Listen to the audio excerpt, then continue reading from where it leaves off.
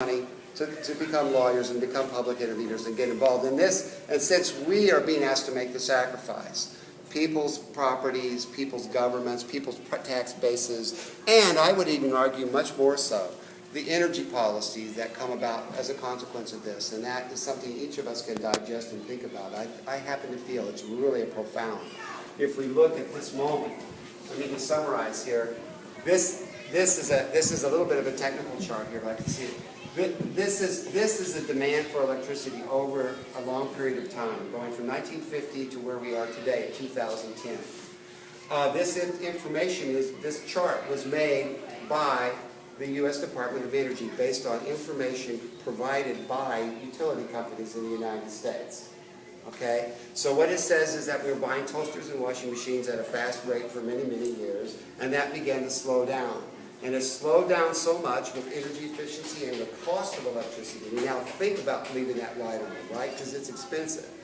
The cost of electricity, the efficiency of equipment that we have, and our good habits, we have now slowed this growth down to where our own government, using the best statistics possible, has projected that our use of electricity in the United States, and this is the national average in Wisconsin's charts I can show you are very comparable, that our electricity growth will only be 1% per year on average for the next 25 years.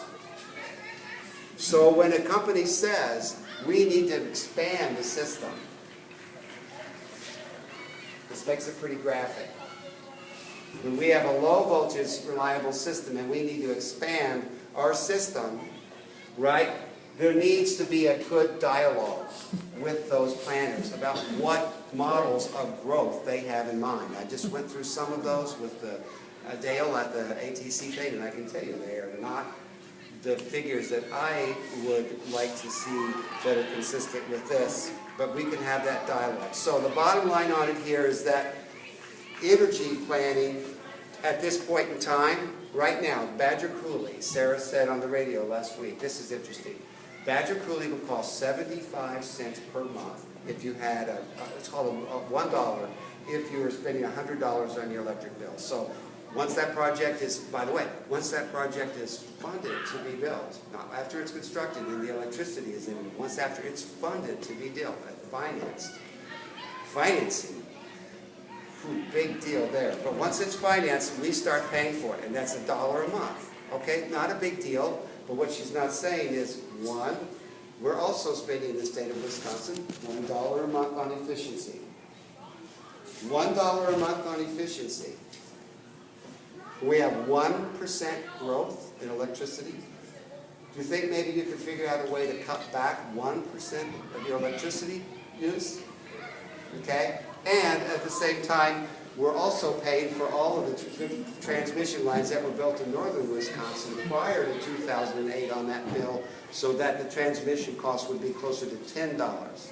So right now, at this state of our economics in terms of this kind of investment, we are spending $10 or 10% of our money on transmission fees for paying for the lines that we've already built, and $1 on efficiency. And Rob, I might add that in theory, we've been told that the cost of electricity will go down because we'll have access to cheaper sources of energy. I can say with certainty that the electric bills in northern Wisconsin have gone up every year since that transmission line was proposed. So there's been no cost benefit. Yes. What do you do? How do you answer